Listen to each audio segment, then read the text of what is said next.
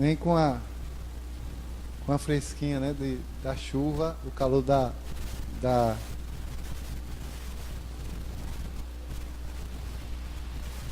nos dá trégua. Mas louvado seja Deus por todas as coisas, amém? Inclusive pelo calor, né? Porque calor excessivo também leva à morte. Mas o frio, ele é bem mais complicado.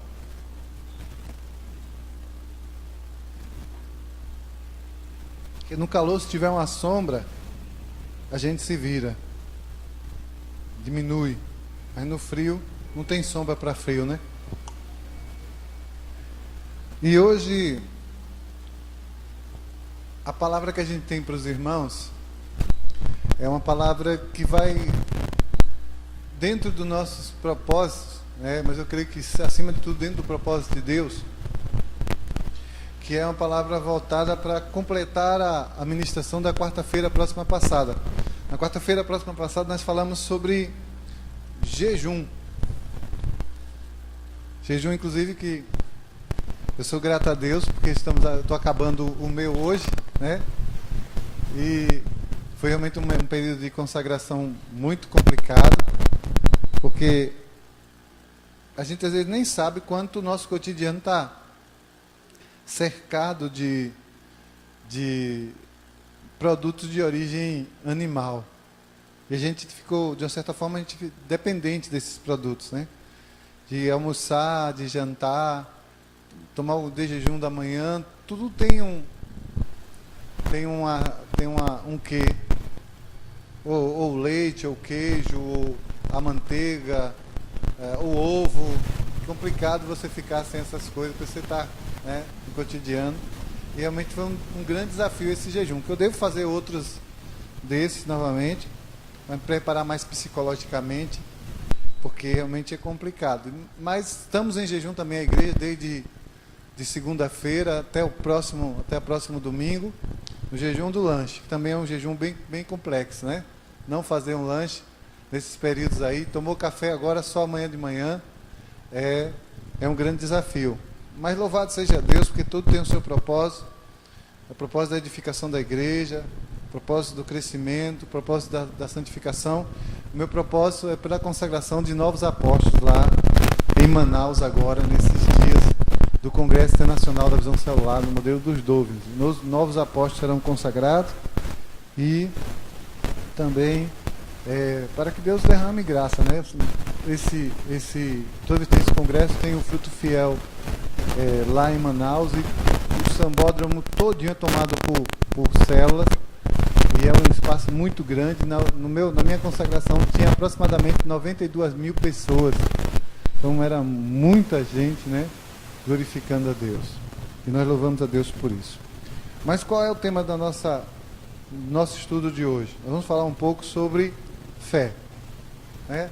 Fé é uma ferramenta necessária do cotidiano de um crente de Jesus Cristo. O crente, do servo, a serva, o homem, a mulher de Deus, ele precisa desenvolver fé. Segundo os tratados, alguns teólogos católicos, existe na Bíblia, né? E aí os teólogos protestantes também estão juntos nesse pensamento. No Novo Testamento, algo em torno de 274 vezes a palavra fé é citada, no Novo Testamento, para os protestantes e para os católicos. No Antigo Testamento, para os católicos é citado 4 vezes, para os protestantes apenas uma única vez. Isso por quê? Porque na tradução da Bíblia Católica, existe lá num texto de Juízes, capítulo 9, versículo 16 e versículo 19, uma citação onde diz assim: se você se apresentar com fidelidade e confiança, ou fidelidade e verdade, então eu observarei a sua posição com relação a Amaleque. E aí o que acontece? Na Bíblia Católica eles traduziram assim: se você se apresentar com verdade e boa fé.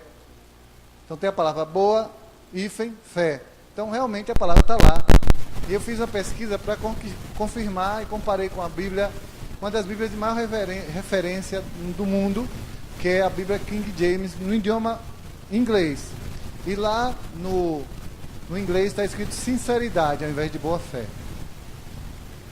Na Bíblia Jerusalém, que é então, a Bíblia de referência católica, uma Bíblia de uma tradução muito boa, está boa fé. Nas Bíblias João Ferreira de Almeida, que é de uso cotidiano dos protestantes, está sinceridade. Então, a única ocasião em que a palavra fé vai aparecer nas nossas Bíblias, no Antigo Testamento, é em Abacuque.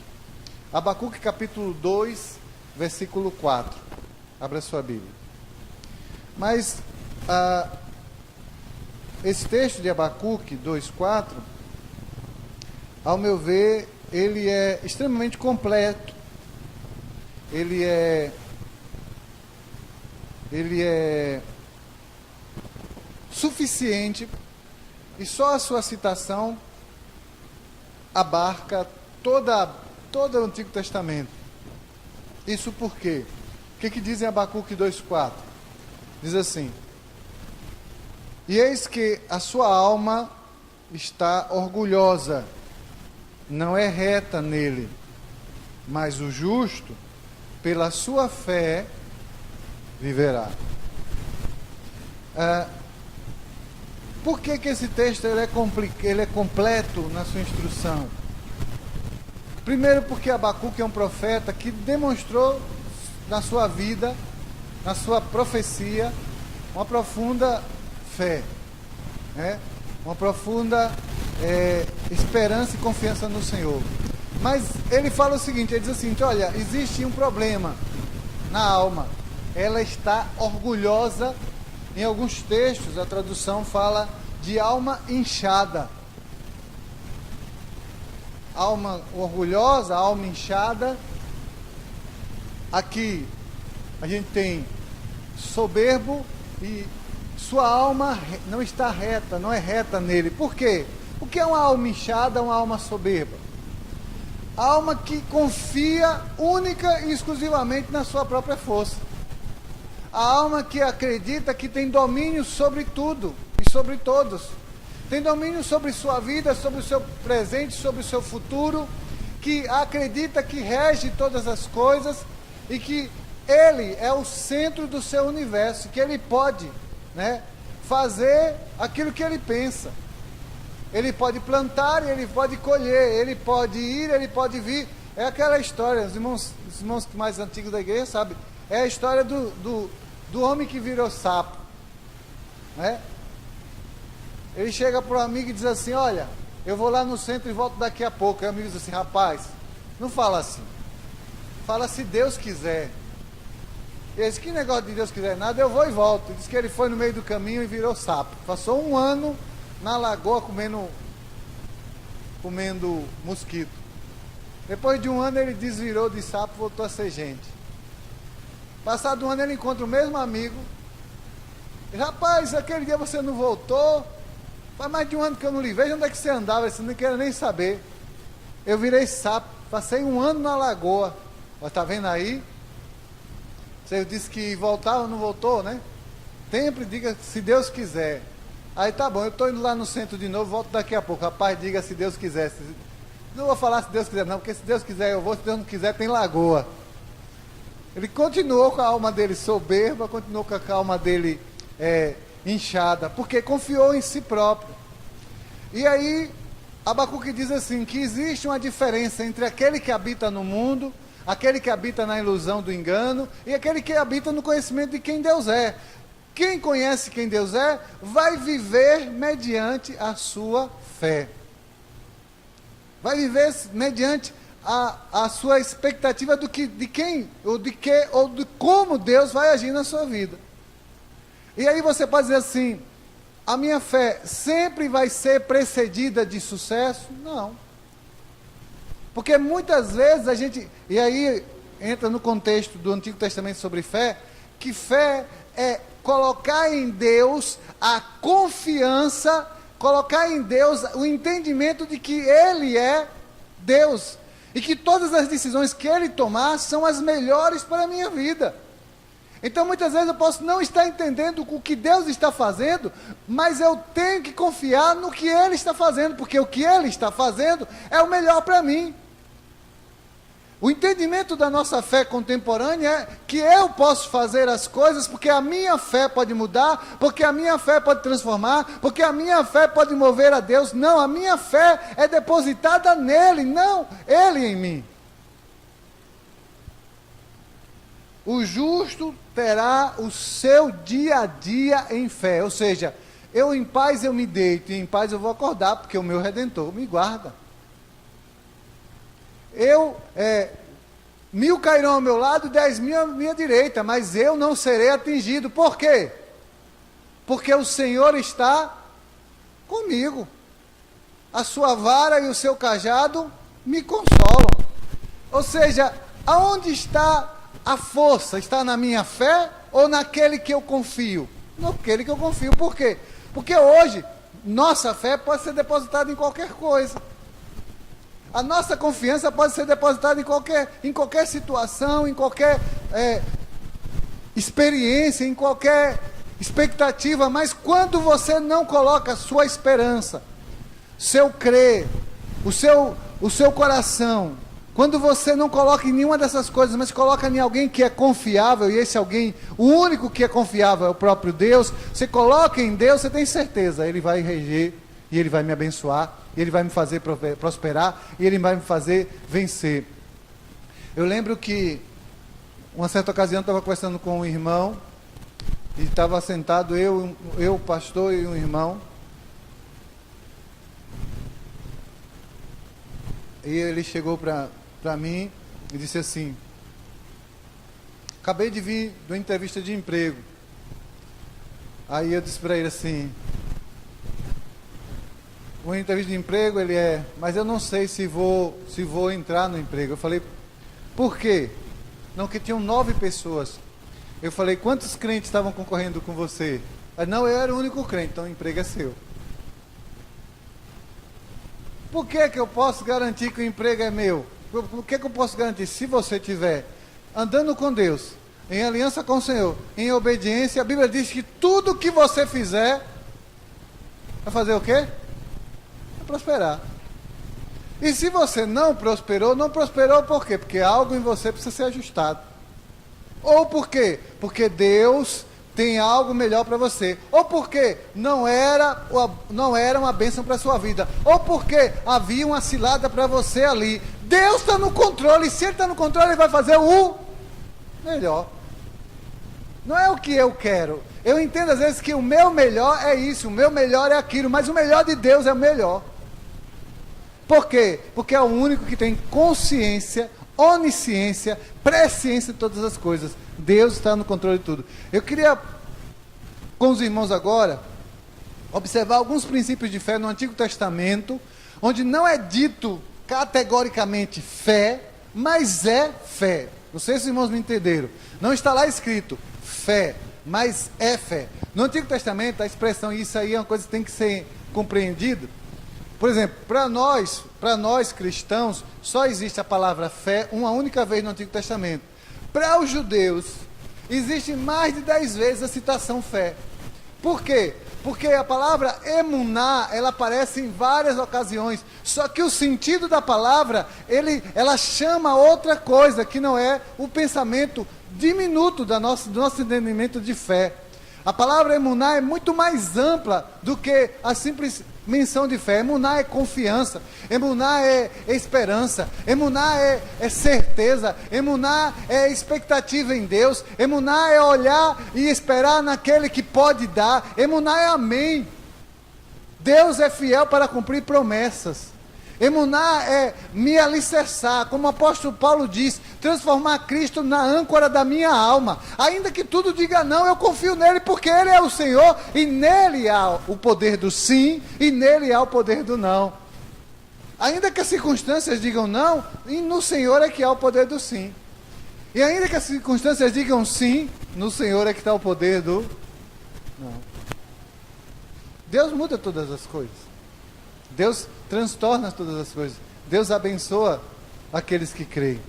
E em Salmo 23, no verso 1, você conhece o texto, Salmo 23, verso 1, o que diz lá em Salmo 1? Salmo 23, verso 1. O Senhor é o meu, e nada me... Se eu chego para a irmã Antônia e diz, irmã Antônia, eu tenho certeza que nunca vai faltar nada na minha casa. Aí a irmã Antônia vai dizer assim, apóstolo, como é que o senhor tem certeza disso? Não, porque eu trabalho, né? Porque eu tenho minha renda, porque eu sei que eu tenho bons amigos, mas eu posso perder o emprego, eu posso perder a renda, e eu posso perder os amigos, eu posso perder a saúde. Mas quando eu digo assim, o Senhor é aquele que me guarda com vara e com cajado, aquele que me protege, aquele que me livra, aquele que me guarda, me cerca por detrás e por diante, aquele que me tem em lugar e aprisco seguro, Ele é o meu pastor. Onde está a minha confiança de que nada vai faltar? No Senhor. Porque o pastor, ele guarda a ovelha, ele coloca a ovelha, eu não vi isso não, mas o pessoal diz que tem isso lá em Israel, eu não vi. Mas que os pastores vão fazer o quê? Eles fazem o quê? Eles pegam um monte de pedra, fazem um murinho aqui, depois um outro murinho de pedra aqui, pega as ovelhas, coloca ali dentro daquele lugar, depois deitam na porta do cercado que ele fez. E as ovelhas ficam naquele cercadinho de pedra, e elas não saem, porque na porta do murinho, e os irmãos sabem que a ovelha tem a capacidade de poder escalar. Ela pode subir em lugares altos. Mas só por conta daquela situação ali, e pelo pastor estar na porta, a ovelha decide não ir. Quando, no Antigo Testamento, Davi escreve na sua adoração, no seu louvor, ele diz, o Senhor é o meu pastor. Ele fez um murinho, tudo na minha vida está controlado por Ele. Ele está guardando minha entrada, Ele está guardando a minha saída. Eu sei que vou prosperar. Dizer que o Senhor é o pastor é dizer, olha, Ele é quem me orienta. O próprio versículo que se segue diz assim, Ele vai me fazer deitar em verdes pastos, e vai me guiar mansamente por águas tranquilas. Irmão, me diga uma coisa, se isso aqui não for fel, como é que a gente vai chamar isso? Porque, qual foi um dos homens que mais enfrentou guerra na Bíblia? A ponto de Deus dizer assim, não deixe você fazer o tempo, porque na sua mão tem muito sangue, Davi. Mas o que Davi diz aqui? O Senhor me fará andar por pastos verdejantes, vai me guiar a águas refrigera minha alma, guia-me pelas veredas da justiça por amor do seu nome. Quem foi o homem que mais sofreu injustiça depois de Jesus na Bíblia? Davi. Ele foi consagrado rei, o rei Saul deu a filha a ele, na noite de núpcia de Saul já mandou matar ele, disse que ele estava traindo, ele fugiu, se escondeu numa caverna, foi para outro reino, mas assim, não, o Senhor é meu pastor, nada me falta, Ele vai me fazer andar por veredas de justiça, ainda que eu andasse pelo vale da sombra da morte, eu não temeria mal algum, porque Tu estás comigo, a Tua vara. O que é que livra o homem do vale da sombra da morte? A vara e o cajado. Por quê? A vara, a correção, a dor, né? O cajado, a orientação.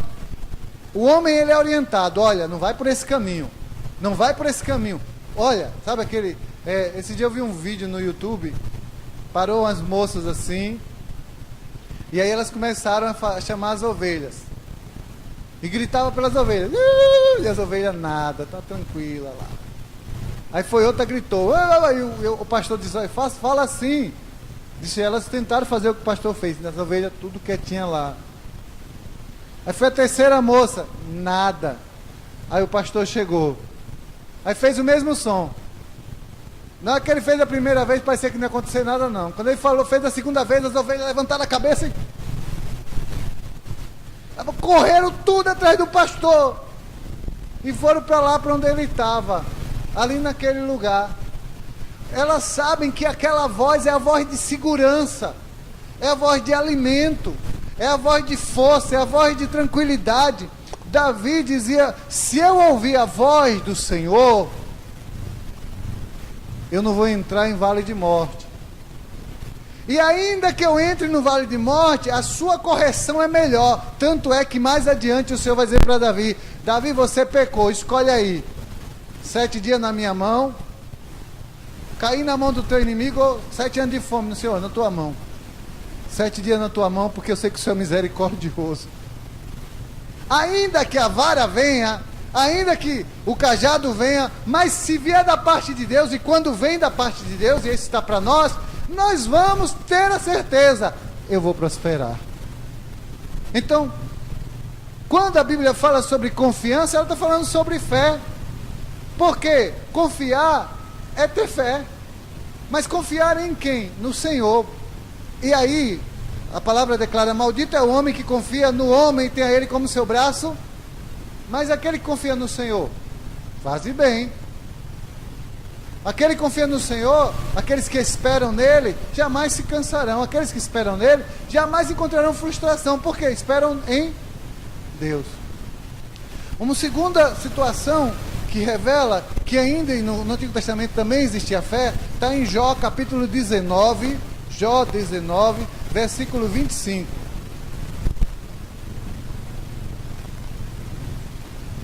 Jó 19, 25. Abra sua Bíblia.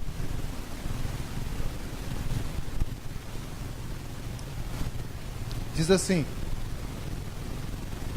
porque eu sei que o meu Redentor vive, e que por fim se levantará sobre a...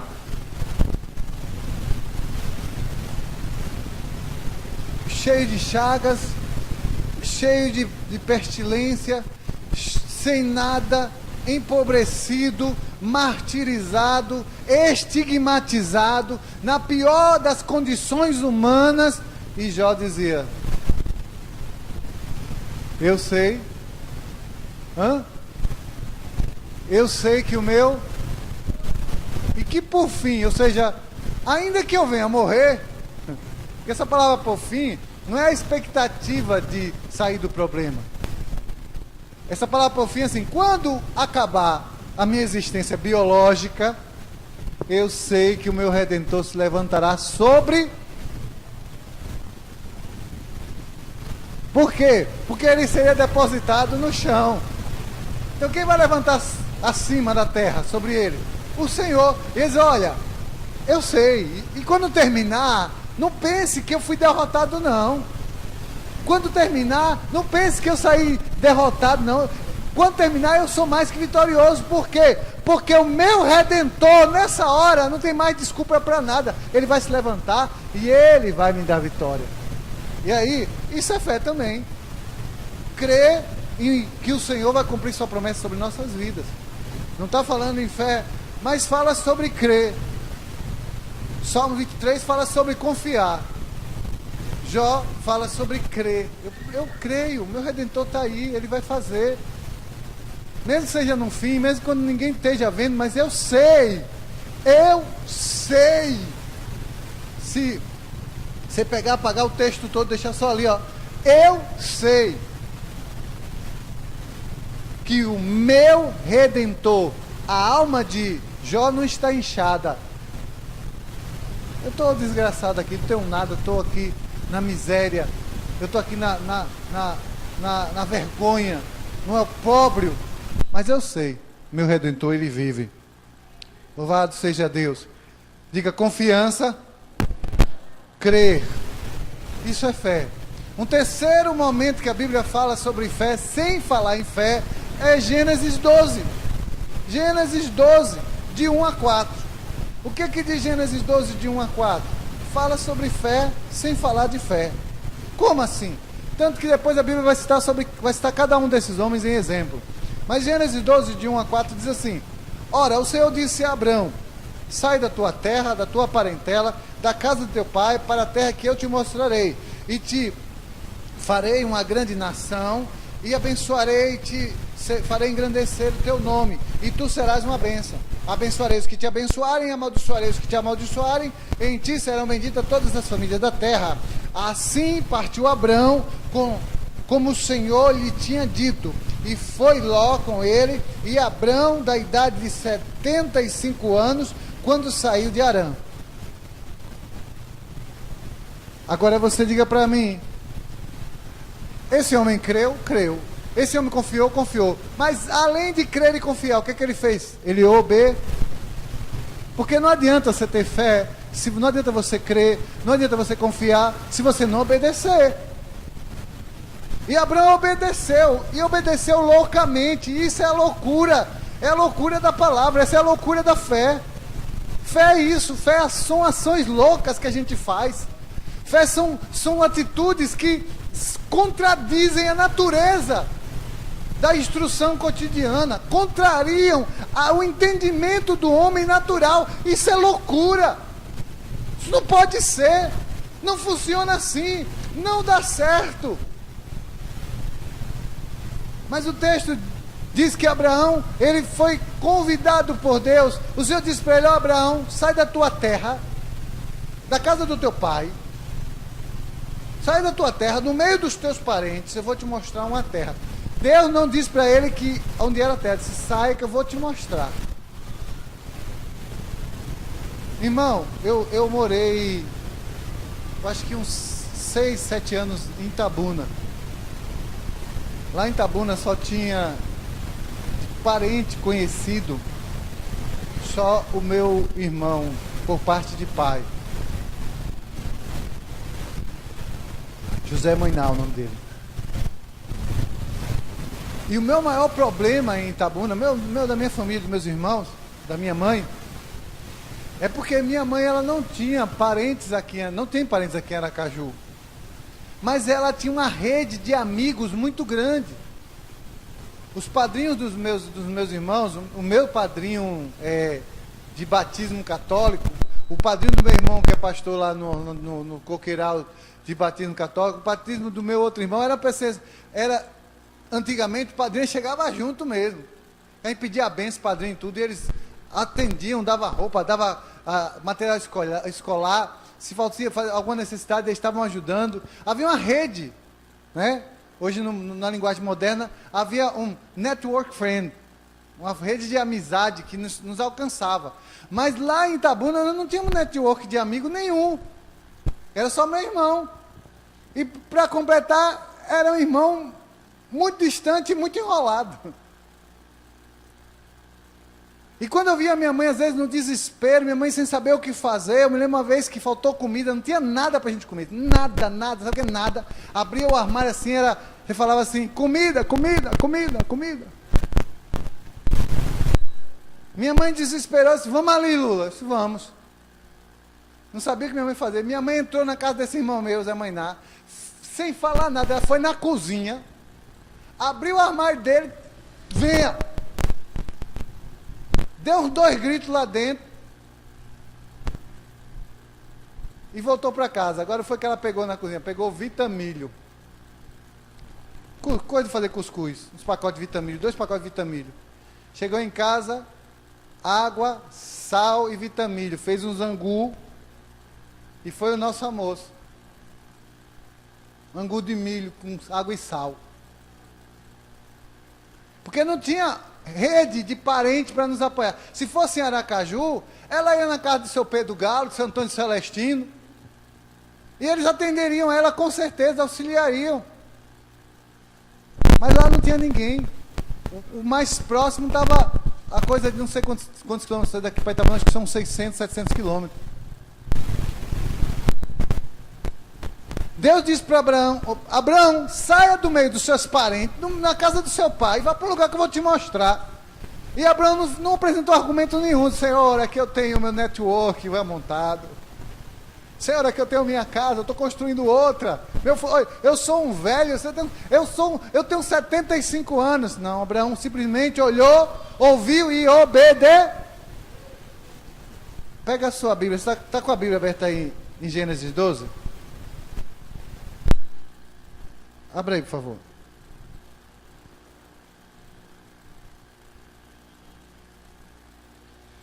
Ah, veja agora, pega a sua Bíblia, está em Gênesis 12, né? 12, né? Deus chamou Abraão para sair, né? Agora vamos para Gênesis 13.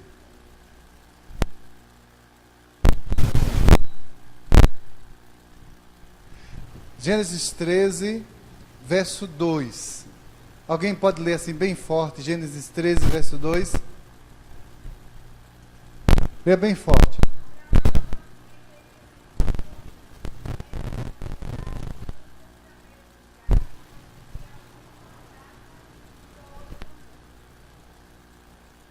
Sai da casa do pai e da mãe com a mão na frente e outra atrás.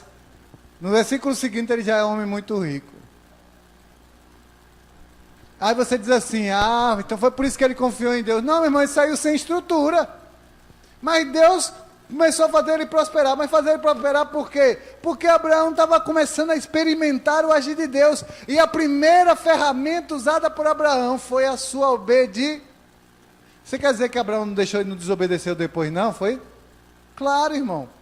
É por isso que a palavra diz que o justo tem que viver pela... Porque se ele recuar, o Senhor não vai ter prazer em sua alma. Tem que andar para frente, andar para a fé. Hebreus capítulo 11, versículo 1, fala sobre o que é fé. Todo mundo conhece esse versículo, né? A gente sabe de cor. Hebreus 11, 1. Abra lá sua Bíblia. O que é que diz aí? Ora, fé é o quê? Leia alto, por favor, quem... Hebreus 11, 1.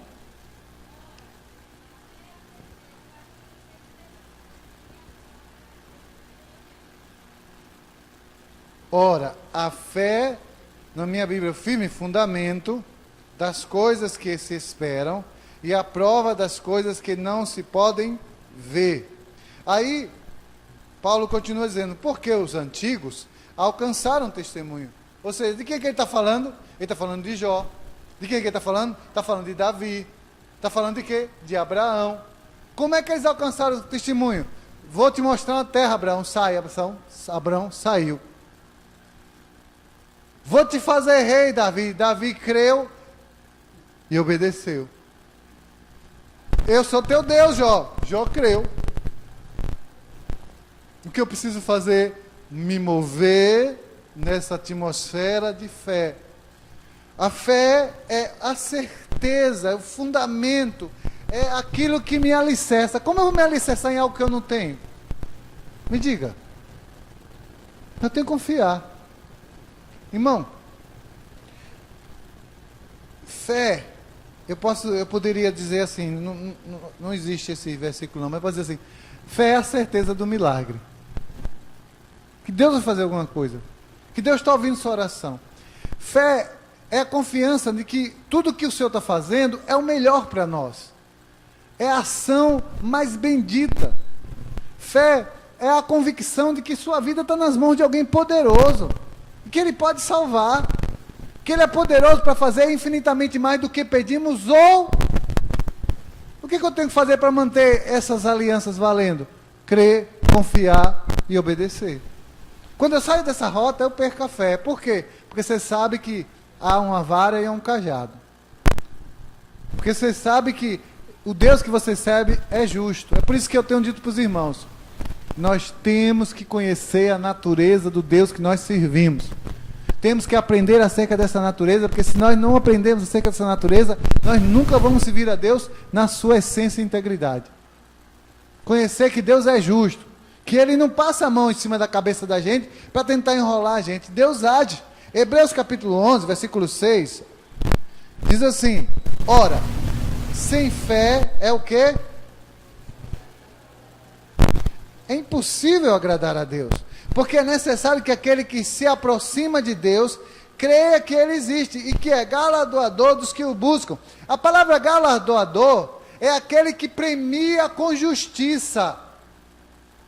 Não é aquele que simplesmente dá, porque tem gente que pensa nesse princípio de fé, que Deus é irresponsável, que Deus dá para a gente qualquer coisa, pela fé Deus vai me dar qualquer coisa. Deus não é irresponsável não, irmão.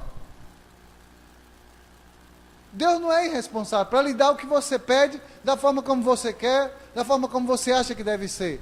Não, Deus vai lhe dar aquilo que é segundo a sua medida, segundo a sua vontade, segundo o seu querer, segundo o seu beneplácito, ou seja, Ele vai lhe dar o melhor para você.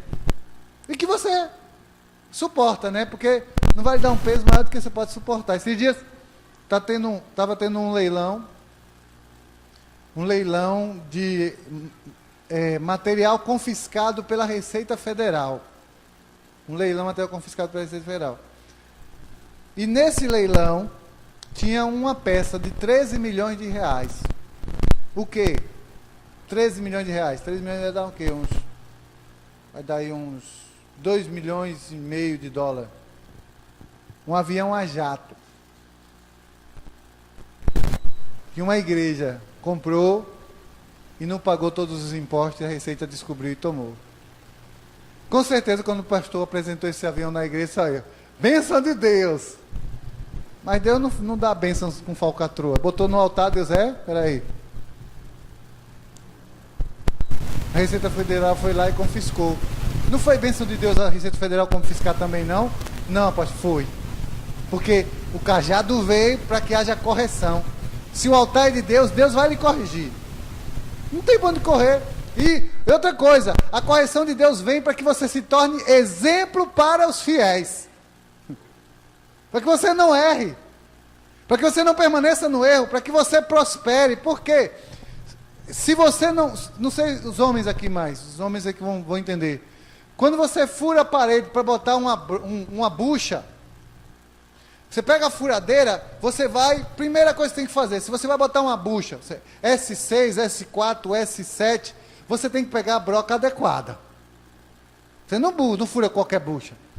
Mesmo quando você vai furar com a bucha S6, você fura a parede com a broca, que você bota lá, a bucha, ela não entra. Você tem que dar uma escarilhada lá, aí depois ela, quando você bota, ela ainda entra justo, você pega o martelo e dá uma pancadinha. Tum, tum. Às vezes a bucha ainda entorta, né? Assim é Deus na vida da gente. A gente está lá, Ele furou o buraco, mas Ele tem que dar uma escarilhada de vez em quando para poder a bucha entrar. Se Deus não escarilhar, não der uma corrigida, você não vai entrar lá, você não vai receber a bênção. Então, não tem dizer: Senhor, Pai, eu quero ser um grande chefe na minha empresa, eu quero ser um líder de ponta na minha empresa, porque eu já aprendi que eu sou cabeça e não cauda. Deus coloca você para varrer. Mas, Senhor, não foi esse o emprego que eu pedi? Varredor de sala? Não, Senhor, isso não é bênção não, isso é maldição. Eu não quero esse emprego não. Você já não sabe que Deus está começando a lhe ensinar a ser humilde, a aprender que todas as profissões têm seu valor, que todos os trabalhos têm sua responsabilidade, porque se não tiver quem limpe, você vai trabalhar num ambiente sujo, e um ambiente sujo é um ambiente salubre, um ambiente salubre causa doença, você fica doente. Se não for uma pessoa que faça o trabalho dela bem feito, se você tiver rinite alérgica, vai ficar espirrando o tempo todo. O Senhor me chamou e Ele me botou de auxiliar de eletricista. Ainda bem que você é o terceiro na linha de choque, o primeiro é o eletricista, você tem que aprender para chegar lá. O Senhor me chamou, o Senhor vai me dar Senhor, eu quero uma casa, eu quero um apartamento da 13 de julho. Aí Ele lhe dá uma casinha bem humilde, num bairro bem humilde. Senhor, eu pedi tanto carro, uma casa na 13 de julho, o Senhor me deu uma casa na invasão da maré do Coqueiral. Mas no dia que você chegar e estiver entrando no apartamento da 13 de julho, você vai entrar com humildade, sabendo que foi o Senhor que te abençoou. E isso vai despertar em você fé e vai fazer de você exemplo para outros. Você olha, eu lembro do apóstolo André contando o caso de um discípulo dele, que é o homem, não sei se ainda é, mas era o homem mais rico do ministério. Para os irmãos terem ideia, a igreja do apóstolo André é um prédio que tem capacidade para coisa de 12 mil pessoas sentadas. Imagine um prédio para 12 mil pessoas sentadas. É o prédio da Igreja Internacional da Restauração. E as festas de casamento da igreja são feitas na casinha desse irmão. Então, uma casinha assim, bem básica, né? E aí, esse irmão, o que ele era? Ele era mendigo, catador de papel. Mas o que aquele irmão dizia? Ele quando se converteu, né, ele chegou e falou assim, chega para o apóstolo assim, apóstolo, eu sei que eu sou nobre, até o meu papelão é Louis Vuitton. Meu travesseiro, eu sei, tudo dele já pensava, já começava a ver no que Deus vai fazer na vida dele. Deus fez. Fé é coisa louca. Eu estava a gente estava na última vez que estava em Jerusalém. Quem estava lá, a estrela da nossa caravana era quem? Era um lavador de carro do Mi. Ele lava carro na porta da igreja, enquanto tem uns cultos, ele está lavando o carro lá. Um lavador de carro em Jerusalém. Isso é loucura? Não, isso é fé. Aprove a Deus levar ele para lá. Por quê? Porque ele creu que Deus era fiel para mandar ele para lá. Porque ele creu. Confiar no Senhor. Deus, eu vou trabalhar, o Senhor vai me abençoar, eu vou prosperar nesse propósito. Senhor, eu vou vencer. Quem está entrando de faculdade? Precisa de fé, irmão. De confiar no Senhor.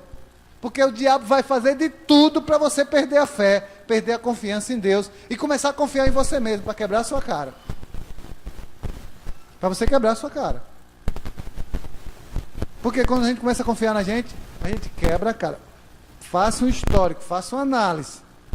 Você vai ver. Quando a gente está provido de fé, Salmo 62, verso 2, vamos lá. A fé nos faz homens e mulheres que confiam no Senhor de forma que somos inabaláveis. Ninguém pode tirar a gente, porque Deus é a nossa confiança. E como nós confiamos não em nós, mas nele, ninguém nos abala. Salmo 62, verso 2. Só ele é a minha rocha. Quem é rocha, irmão? Quem é rocha, irmão? Jesus. Jesus é rocha. Aqui está no Salmo dizendo, ele é a minha rocha, somente ele é a minha rocha. E quem é salvação?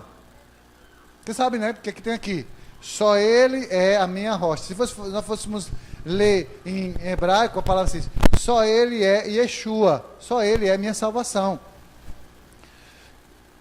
A minha defesa, não serei grandemente o quê? Abalado, né? Salmo 125, verso 1. Desce um pouquinho para lá. Salmo 125, verso 1. Os que confiam no Senhor serão como os montes de Sião, que não se abalam, mas permanecem para... É por isso que Jó diz, eu sei que o meu Redentor vive e que, por certo, no fim, ele vai se levantar. Corre comigo lá em Tiago, capítulo 2. Tiago, capítulo 2, versículos de 14 até... Tiago 2, 14 a 26. Abra sua Bíblia.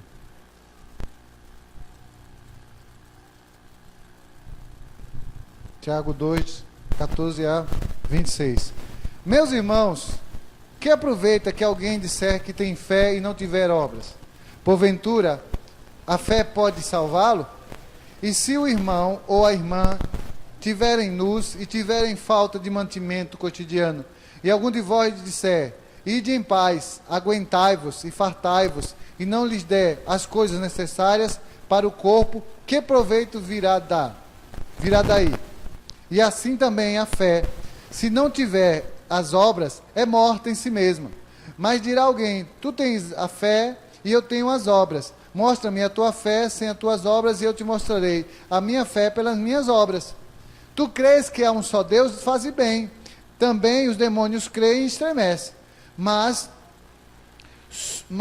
os homens vão, homens vão, quereis tu saber que a fé sem as obras é morta? O que Tiago está dizendo aqui?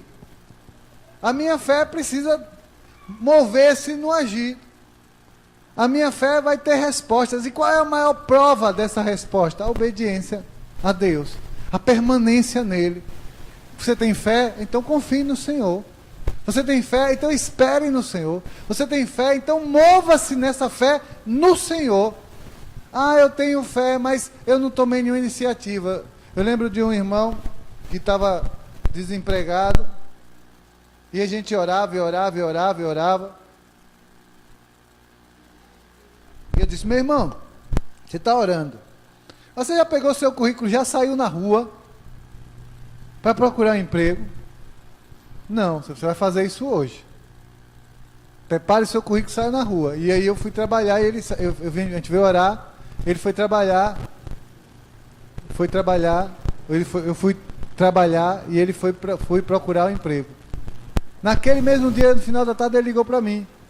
Voltou para casa empregado. E eu lembro que a gente orou aqui, eu orei a Deus assim, Senhor, Pai, não tem emprego para esse irmão aqui. Só tem emprego para ele em São Paulo, Rio de Janeiro, Espírito Santo. Deus, traz um equipamento de São Paulo para cá, para ele se empregar aqui. E ele foi para uma empresa, a empresa já tinha 15 dias de ter chegado no equipamento, não tinha ninguém para operar aquele equipamento.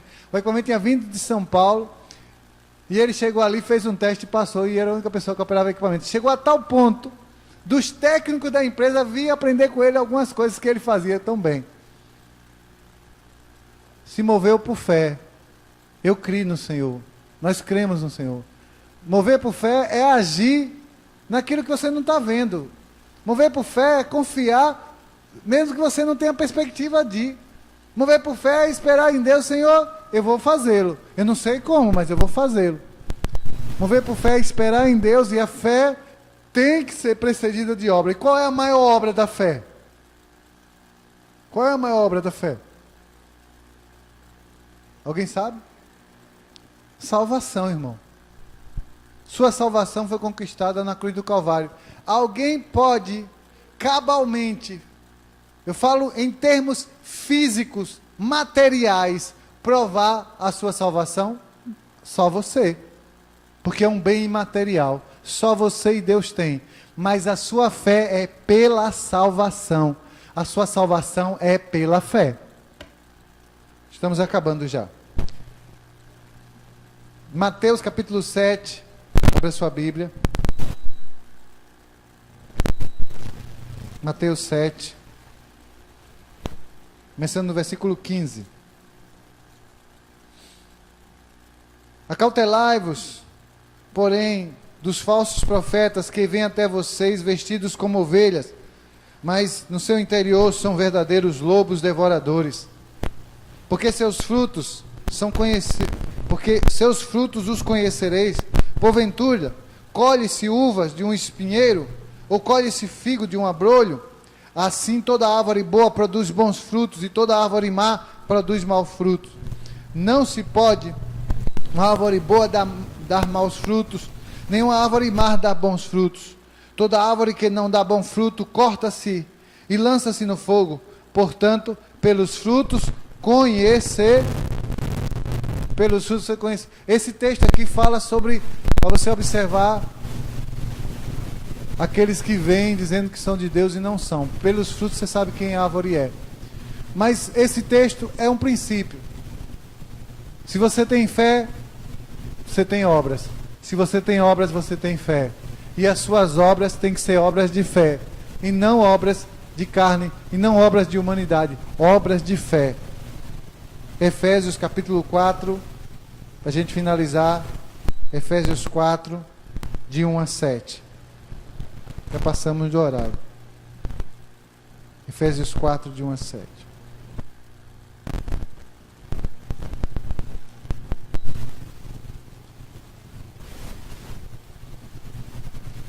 Rogo-vos, pois, eu, o preso do Senhor, que andeis como é digno da vocação que vocês foram chamados. Andeis com toda humildade, com mansidão, com longanimidade, suportando uns aos outros em amor, procurando guardar a unidade do Espírito pelo vínculo da paz. Pois há um só corpo, um só Espírito, como também fostes chamados em uma só esperança da vossa vocação. Em um só Senhor, em uma só fé, em um só batismo, um só Deus, Pai de todos, o qual é sobre todos e por todos. Mas a graça foi dada a cada um de nós, segundo a medida do que é dom de Cristo. Eu posso ouvir amém? Então, amados, nós fomos chamados para viver por fé. Esse texto de Efésios, ele fala de padrões que a gente só vai viver por fé. Ele diz o seguinte: olha, andem com toda humildade. Quem aqui consegue ser humilde 100%? Quem consegue ser humilde o tempo todo? Mas a gente tem que ser humilde por fé. Eu vou tomar por fé, eu vou andar em humildade. Eu creio que o Senhor vai me dar condições. Ande o tempo todo com mansidão. Quem é manso o tempo todo aqui, irmão? Ande o tempo todo com longanimidade. Quem é longânimo o tempo todo aqui? Ande o tempo todo suportando uns aos outros em amor. A gente ama, a gente suporta até um determinado tempo, mas tem uma hora que só a misericórdia de Deus. Mas tudo isso é porque eu confio no Senhor. E eu espero nele. E ele vai me fazer prosperar. Eu posso ouvir amém? Diga para a pessoa toda assim: tenha fé. Vamos nos colocar de pé e vamos orar ao Senhor.